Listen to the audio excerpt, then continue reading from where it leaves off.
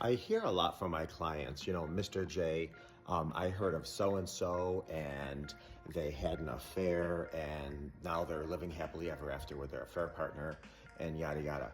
And one of the things that I just want to say is, number one, the research and the studies and the statistics with people that actually have affairs and go and live happily ever after, quote, happily ever after, those you have a better chance of winning the Powerball.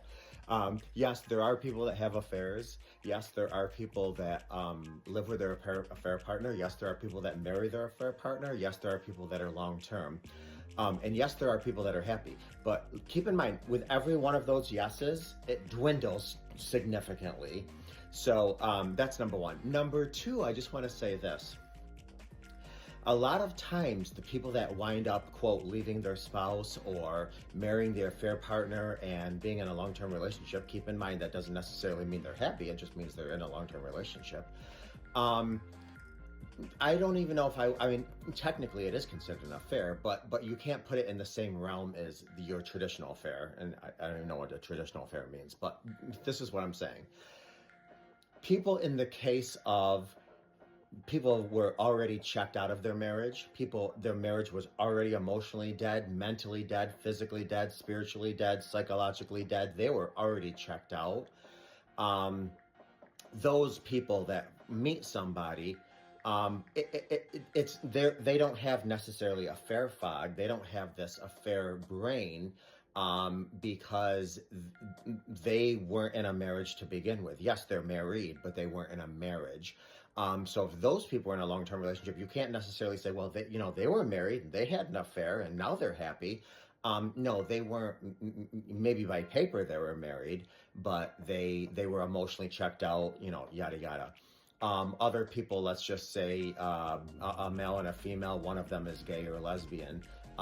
They, quote, had an affair with somebody of the same gender, and now they're out and living happily ever after. Well, I understand, yes, they might have been married to the person they were, and yes, they technically did have an affair, but keep it, there's the point I'm making is there's different circumstances, and just because somebody did happen to leave with their affair partner, marry their affair partner, or whatever, doesn't necessarily add to the same statistics of people that are in legitimate affairs. And I hate even saying that, but I'm just, for lack of a better term, there are marriages where somebody has just been living for 15 years more as a roommate. Legally, you're married, but you're roommate. And that doesn't necessarily mean somebody was happily married, they had an affair, now they love their affair partner more, and whatever. Keep in mind, this is only going to apply to a fraction of you. The majority of you watching this may not apply to you. This is just for the people who are statistic crazy and people do leave their affairs or try to justify their long-term relationship with the affair partner.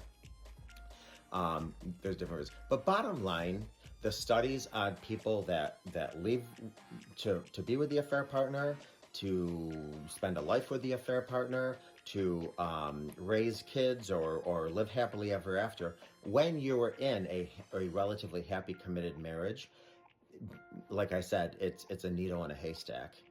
So it's very, and why you're devastating so many people around you. But whatever, that's a whole nother thing.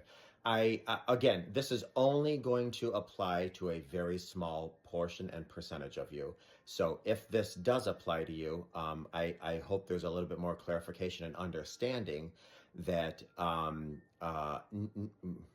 no affair is the same. All affairs are different. And the best thing to do in any case is work on yourself. Work on yourself. Because after all, affairs affect you, but they're not about you.